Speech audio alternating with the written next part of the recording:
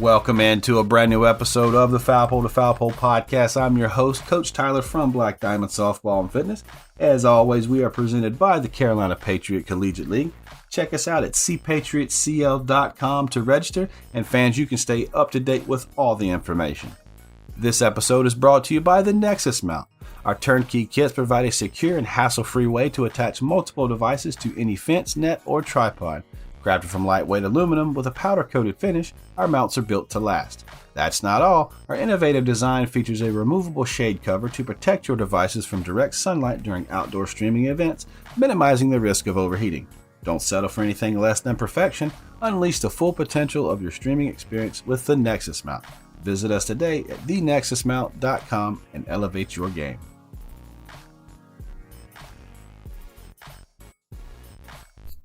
All right, let's jump right into it. Today is Sunday, April 21st. Hope you guys are having a great weekend. I hope this season is going well for you. I know many places doing the high school stuff, their seasons are starting to wrap up, ending up the regular season, getting into postseason play. And before you know it, we'll be into travel ball, and travel ball will be over with as well.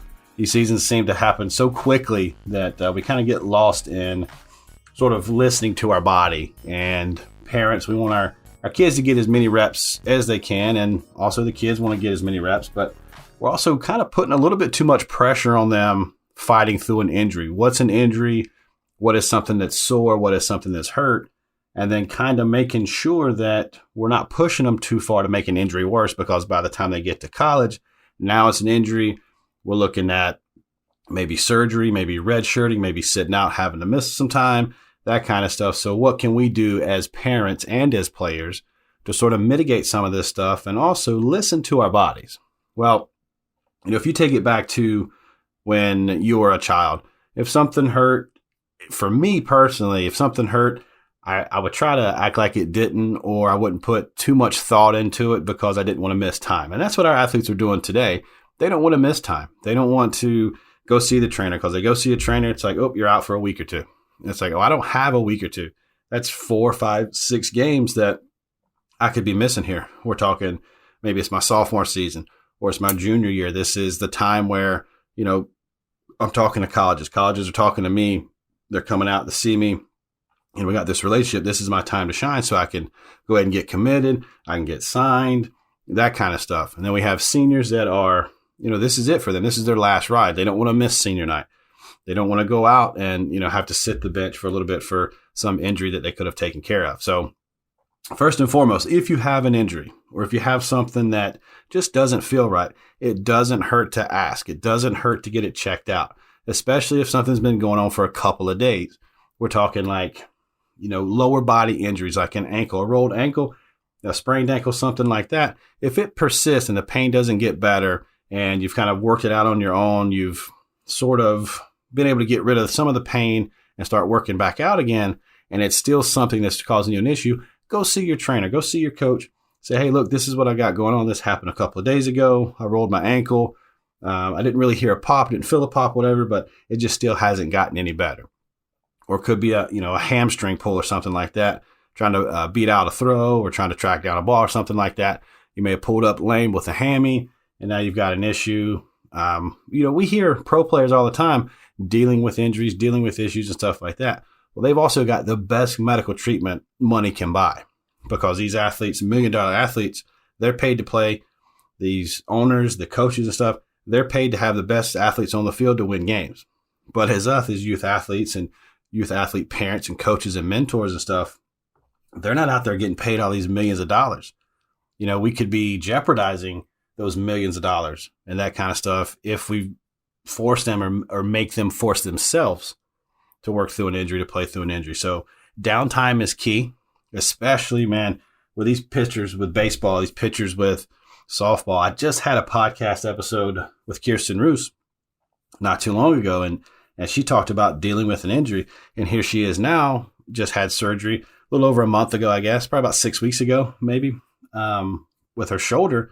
She had a tear in her shoulder that she had been sort of dealing with most of her travel ball career, her high school career, and definitely her college career, to the point now where cortisone shots weren't really doing it. and she had to end up having surgery. So she's redshirting this year, and she said it straight up that her throwing mechanics always seeming like she had to throw the ball hardest and that kind of stuff. I mean, that wears on the body. It taxes on the body. My daughter is dealing with a shoulder injury right now, something that she has dealt with since last summer.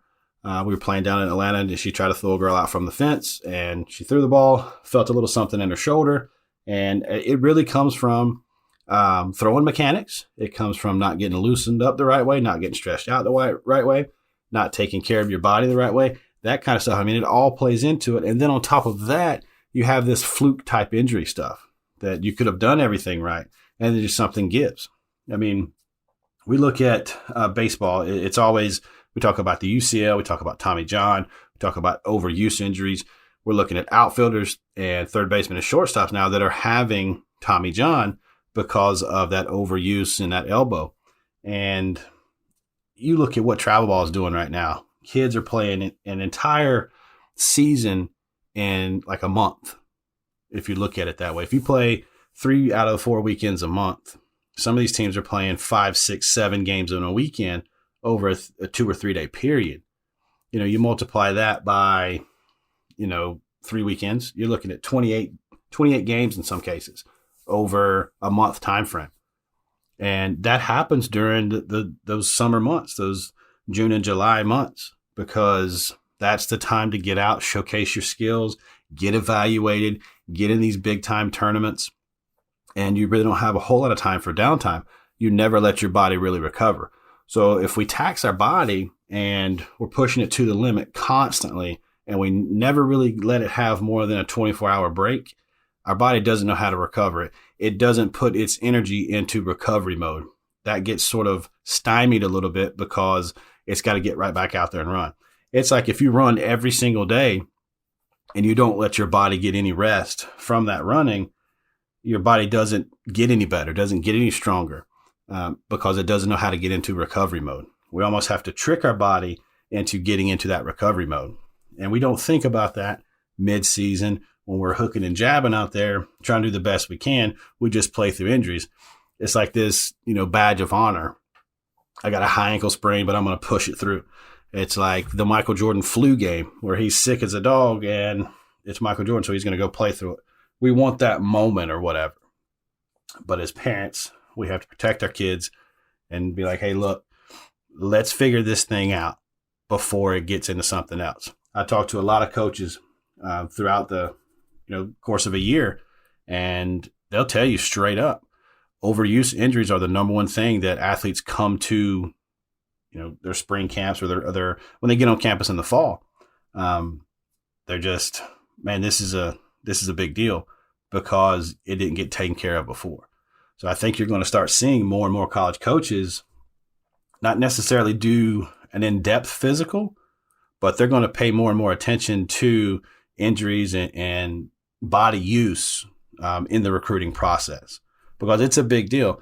They're getting paid and they got a job based on their wins. I know there's some great coaches out there that have, had some tenure and some ups and downs, stuff like that. But at the end of the day, those head coaches and the staff as well have that position to win ball games. That's why they're there. So if they take you on and you've hiding this injury or hiding, some issue that you've had going on, and they're looking to plug you in or whatever, and you're not available, not only are you going to let them down, but you're letting yourself down because you can't perform. Like, hey, I got here, but I haven't given myself time to recover from something. And every year you're going to have some issue. Man, you're lucky if you don't have something, maybe a twisted knee, maybe a hit by pitch on the elbow or something. I mean, anything. And we're just talking physical injuries here, not the mental stuff and the emotional stuff that goes on through during a season. So, when I was talking to Kirsten, we were talking about the sort of the trials and tribulations that athletes go through, whether it's getting into school and that first, few months there, maybe that first season there at school, the first time being away from mom and daddy, a new, workload as far as schoolwork is concerned. And then you've got these whole new way of life really when you get to college, because you can try to imitate that and while you're at home in high school and stuff, getting your workouts in the morning before school, maybe a workout after practice and stuff like that, you can sort of try to duplicate that, but you don't really know what it's going to be like until you get on college campus and you have to deal with it on a day-to-day basis and mom and daddy's not right there beside you. So reason why I say that is it's hard in general, your first freshman year, learning everything. So why bring an injury with that? If you can help it, go ahead and take care of this stuff before you ever get there. I talked to Tim Damaris from Mark Pro, and he's talking about muscle stimulation and that kind of stuff using a TENS machine and doing the muscle stim to sort of help with injury or blood flow. And there's a lot that goes with that. Check him out.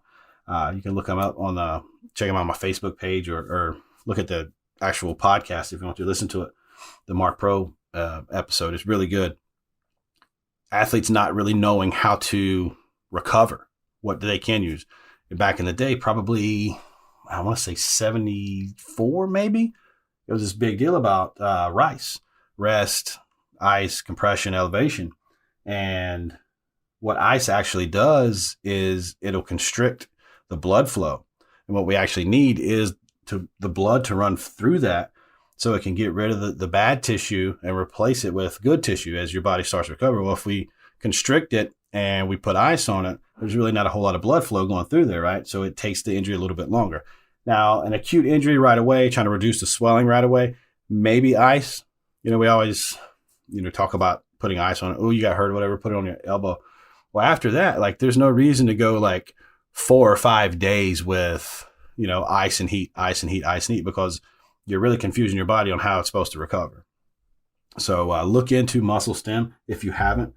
I know the products that are out there, they're not necessarily expensive, but they're also, they're not just giving the stuff away. But maybe talk to your doctor, talk to your physical trainers, talk to your team physicians, that kind of stuff, and see about muscle stim. If you do have a high ankle sprain, or if you do have an issue in the shoulder, or maybe, you got something else going on, that muscle stim can actually help. Because when you get to college, that's what they're doing, man. Tim told me a story about I think it was a Yankee high ankle sprain in one game.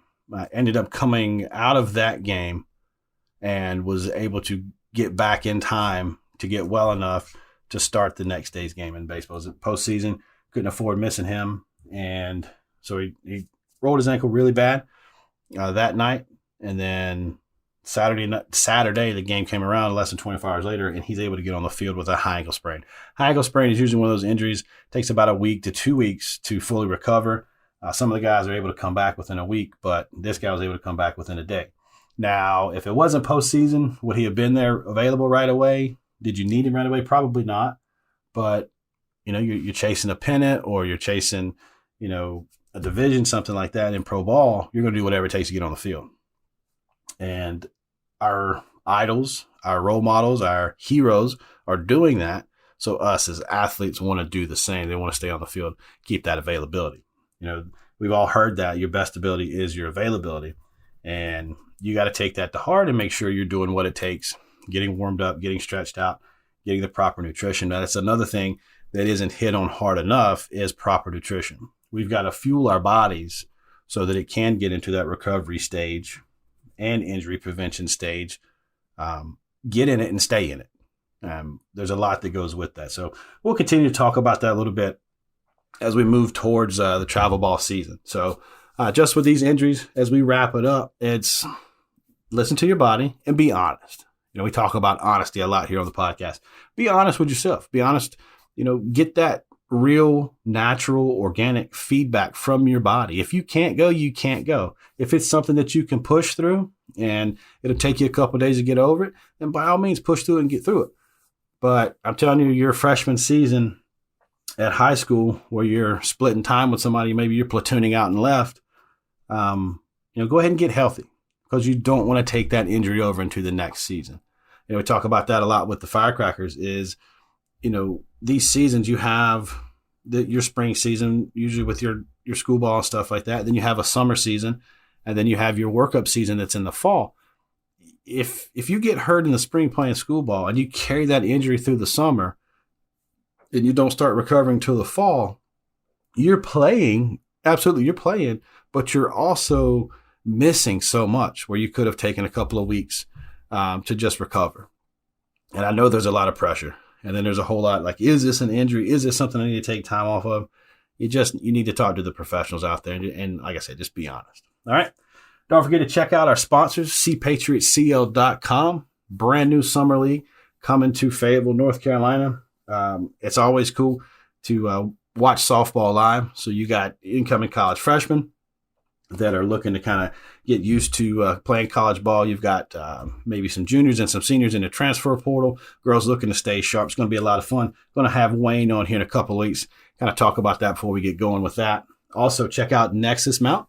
If you haven't figured out the best mount yet and you haven't jumped over, checked out thenexusmount.com, please do so. They got a mount for everything, whether it's your Mevo, your GoPro, your cell phone. If you're looking to attach a pocket radar on there, go check it out, man.